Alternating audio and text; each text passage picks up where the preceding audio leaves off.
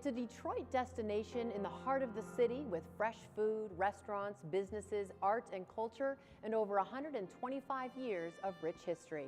Hello and thanks for joining us. I'm Laurel Hess, coming to you from the Detroit Historical Museum in the city's Cultural Center Historic District in Midtown Detroit, and this is COMCAST Newsmakers.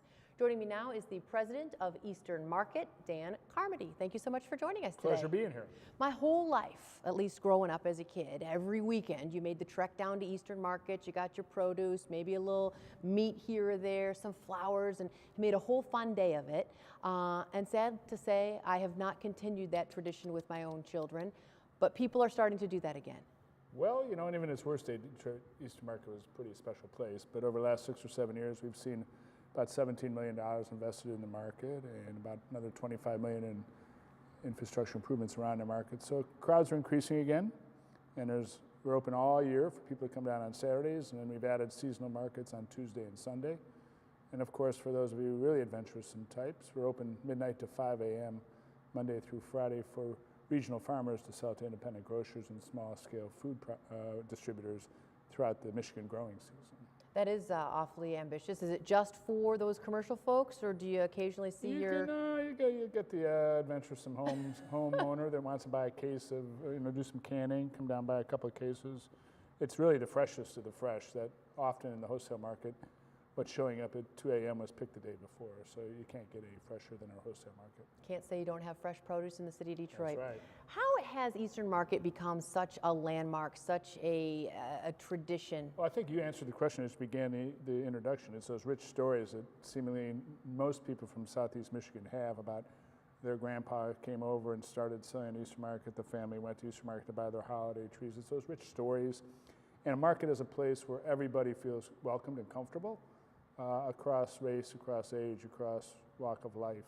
And so 30 or 40,000 people come on a typical warm Saturday market. They're there for the food a little bit, but they're mostly there for each other and enjoying what sets us apart, joins us together. Is it more than, I mean, obviously that sort of is saying yes. I was going to ask, is it more than just a market or a wonderful grocery store? So, what don't we know about the market? Well, I think the richness of the market, around the district around the market, there's so much to explore and discover. Great food businesses, but increasingly great art galleries, great restaurants, great cultural institutions, great retailers of some food products, but also of increasingly wide variety of other merchandise. So the market itself over the last 7, 8 years has really organically shifted to be a much more diverse shopping destination, and truly behind every corner there's something new and different. This year in September we celebrated our rich street art heritage and commissioned 45 new public murals that really are making Eastern Market a destination for the people who want to come and see world-class street art. I would imagine as it's improving and growing and seeing more folks come and go, also challenges lie ahead as well. As you see growth and improvement over the next several years to come, what are the biggest challenges? The biggest challenge is really maintaining that genuine sense of authenticity that makes Eastern Market kind of unique.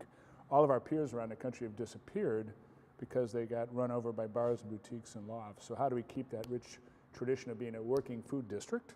At the same time, how do we retain the tradition of being a place where all are welcome? And so that economic democracy and that working food district are easy to maintain when times are tough, but as we kind of go through now a surge of new investment, it'll be much more difficult to maintain sort of that critical DNA to Eastern Market.